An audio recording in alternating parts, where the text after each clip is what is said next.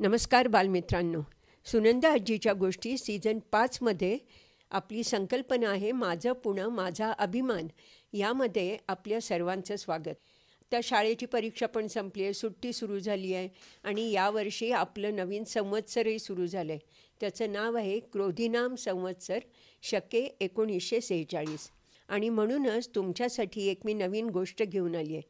ती आहे पुण्यातल्या राष्ट्रीय संरक्षण प्रबोधिनीची, म्हणजे आपलं NDA नॅशनल डिफेन्स अकॅडमी. तर आता आपण निघणार आहोत NDAच्या सफरीवरती. पण त्यापूर्वी ऐकूया खानवेलकरांनी लिहिलेली एक कविता. त्रिवार जय जयकार तयांचा त्रिवार जय जयकार. मायभूमीचे रक्षण करण्या सैन्य आमुचे उभे खडे. आधुनिक यंत्रे आधुनिक तंत्रे लक्ष ठेविती चहूकडे.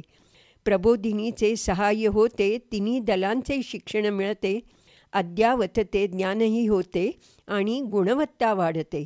त्रिवार जय जयकार तयांचा त्रिवार जय जयकार. सेवा परमो धर्मः. आपल्या स्वतःच्या पलीकडे जाऊन देशासाठी वाहून घेतील असं सैनिक तयार करणे हे प्रबोधिनीचं ध्येय आहे. दुसऱ्या महायुद्धानंतर म्हणजे 1945 नंतर सैनिक तयार करणारी अशी एक संस्था असावी ज्यामध्ये नवीन युद्ध साहित्य, तांत्रिक क्षमता आणि त्याचबरोबर तरुण व्यक्तींचं मनोबल, शारीरिक क्षमता उत्तम तयार व्हावी याची गरज निर्माण झाली. परंतु हे सगळं प्रत्यक्षात आणणं खूपच कठीण होतं. पण त्यावेळेला सैन्य दलातील म्हणजे आपलं पायदळ, वायुदल आणि नौदल येथील उच्च अधिकारी, भारतीय संरक्षण मिनिस्ट्रीमधले अधिकारी, शैक्षणिक अधिकारी, पुण्याच्या इंजिनिअरिंग कॉलेजमधले प्रोफेसर्स, पंजाब युनिव्हर्सिटीचे व्हाईस चान्सलर आणि डून स्कूल ही डेहराडूनला शाळा आहे तिथले हेडमास्टर, हे सर्व लोक वेळेची तमा न करता तनमन धनाने एकत्र आले आणि 23 जुलै 1945ला या कमिटीची स्थापना झाली. पण काही कारणांनी गोष्ट म्हणावी तशी काही पुढे सरकेना. भारताला 15 ऑगस्ट 1947ला स्वातंत्र्यही मिळालं. ह्या कल्पनेनी परत जोर पकडला आणि 6 ऑक्टोबर 1949 या रोजी आपले भारताचे पहिले पंतप्रधान पंडित जवाहरलाल नेहरू यांनी या अकॅडमीची सुरुवात करण्यासाठी मान्यता दिली. ही अकॅडमी म्हणजे राष्ट्रीय संरक्षण प्रबोधिनी 8022 एकर एवढ्या विस्तीर्ण जागेवर उभी आहे. तुम्हाला प्रश्न पडला असेल की पुणे हीच जागा का बरं निवडली अख्ख्या भारतातून या संरक्षण प्रबोधिनीसाठी? पण त्याचं मुख्य कारण म्हणजे जवळच असलेला अरबी समुद्र, पाठीमागे असलेला सिंहगड किल्ला, समोर खडकवासला धरण आणि पुण्याचं उत्तम हवामान, तसंच पुण्याचं पूर्ण देशाशी असलेलं दळणवळण आणि त्याचे साहित्य. भारत देश नुकताच स्वतंत्र झाला होता. आपल्या देशाच्या स्वसंरक्षणासाठी आपलं स्वतःचं वायुदल, पायदळ आणि नौदल असणं म्हणजे आपली एअरफोर्स, आर्मी आणि नेव्ही असणं खूप गरजेचं होतं. पण पैशाचा खूपच मोठा प्रश्न होता. त्यावेळेला म्हणजे 1941 साली सुदानच्या राजांनी दुसऱ्या महायुद्धात धारातीर्थी पडलेल्या सैनिकांचं वॉर मेमोरियल असावं म्हणून ते बांधण्यासाठी त्यावेळच्या व्हॉइसरॉयला खूप हजारो पाऊंड्स मदत म्हणून दिलेले होते आणि त्याचा उपयोग प्रबोधिनी बांधताना करण्यात आला. सुदान ब्लॉक हा पहिला ब्लॉक त्यावेळेला उभा राहिला. ही अकॅडमी सुरू झाली 16 जानेवारी 1955 रोजी. यामध्ये प्रवेश मिळवायचा असेल तर विद्यार्थी 12वी पास आणि तोही शास्त्र शाखेचा असणं गरजेचं आहे. पण ॲक्च्युअली त्यांना ॲडमिशन मिळते ती मात्र UPSCच्या परीक्षेच्या माध्यमातून. पहिली 3 वर्ष त्यांचं एकत्रित शिक्षण होतं. एकत्रित शिक्षण म्हणजे नेव्ही, एअरफोर्स आणि आर्मी ही तिन्ही दलं एकत्रितपणे शिक्षण घेतात. पण नंतर मात्र त्यांच्या स्पेशलायझेशनप्रमाणे त्यांना दुसरीकडे पाठवण्यात येतं.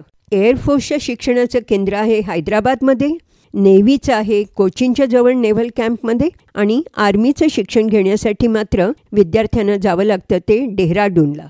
NDAमध्ये विद्यार्थ्यांना प्रवेश मिळतो तर 12वी पास आणि ते सुद्धा शास्त्र शाखा. पण परीक्षा मात्र होते ती UPSCच्या माध्यमातून. पहिलं 3 वर्ष त्यांचं एकत्रित शिक्षण होतं हे तर आपण बघितलंच आहे. मग ही मुलं इतका वेळ इथे करतात तरी काय? कारण त्यांचा दिवस सुरू होतो सकाळी 5 वाजता आणि संपतो रात्री 10 वाजता. हे विद्यार्थी कडक शिस्त तर त्यांची असतेच, शिक्षण चालू असतं, या NDAच्या कॅम्पसवरती उत्तम सायन्स लॅबोरेटरी आहे, ज्याचं नाव आहे मनोज पांडे सायन्स ब्लॉक. पण शिक्षणाबरोबर आपल्याला त्यांचं शरीरही घडवायचं आहे, मनोबलही घडवायचं असतं. म्हणून उत्तम जिम्नॅशियम, पोहण्याचा तलाव, घोडसवारी, फायरिंग रेंज, शारीरिक कवायती एवढंच नाही तर हॉकी, फुटबॉल, ॲथलेटिक्स हे ग्राउंडवरचे खेळ आणि महत्त्वाचं म्हणजे त्यांना आकाशदर्शनही शिकवलं जातं. बरं, आकाशदर्शन कशासाठी? तर आपले सैनिक जेव्हा आकाशामधून काही युद्ध खेळत असतात किंवा जहाजातून म्हणजे समुद्रातून, अशा वेळेला जर काही कारणाने त्यांचं दिशादर्शक यंत्र काम करेन असं झालं, बंद पडलं, तर हे आकाशातले ग्रहतारे त्यांना मार्ग दाखवतात. ह्याच्यासाठी हे खगोलशास्त्राचं ज्ञानही त्यांना तेवढंच दिलं जातं. तसंच रात्रीची गस्त घालणे हेही त्यांच्या दररोजच्या कामामधला एक भागच आहे. सैनिकी शिक्षण घ्यायला आलेले इथले हे विद्यार्थी आपलं घरदार सोडून आपलं कुटुंबियांपासून दूर आलेले असतात. त्यामुळे त्यांची काळजी ही खाण्यापिण्याची सुद्धा तेवढीच घेतली जाते. आपण काय खावं, किती खावं, कसं खावं याचे शिष्टाचारही मेसमध्ये त्यांना दिले जातात. आणि हो, अजून एक, आपल्या घरच्यांना आपली खुशाली कळवण्यासाठी इथे पोस्टल मेलची पण सोय केलेली आहे. कारण त्यावेळेला काही इंटरनेट नव्हतं आणि व्हॉट्सॲप तर नव्हतं. त्यामुळे हे पोस्टल मेल ही त्यांची जीवाभावाची मैत्रीण होऊन जाते. आता तर 2022पासून NDAमध्ये मुलींनाही प्रशिक्षण द्यायला सुरुवात केली आहे. आणि आम्ही अबला नाही तर सबला आहोत, आमच्यासाठी अशक्य ते काहीच नाही, अशी ही नारी शक्ती आपलं शौर्य, आपलं स्थान हे देशाच्या संरक्षणासाठी देशाच्या सीमेवरही दाखवून देतील याची मला पक्की खात्री आहे.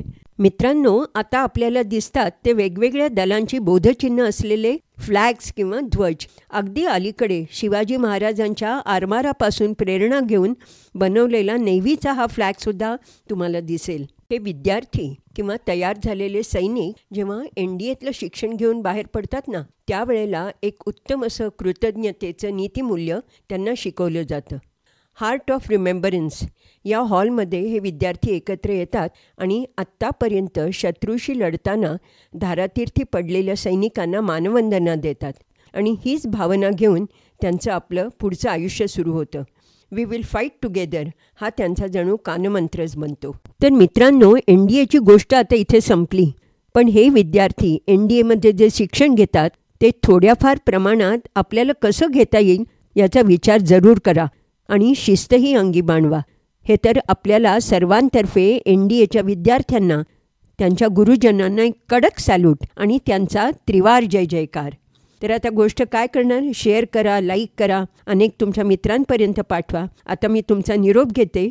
पुढच्या महिन्यात भेटूया अजून एखादी छानशी गोष्ट घेऊन. तोपर्यंत धन्यवाद.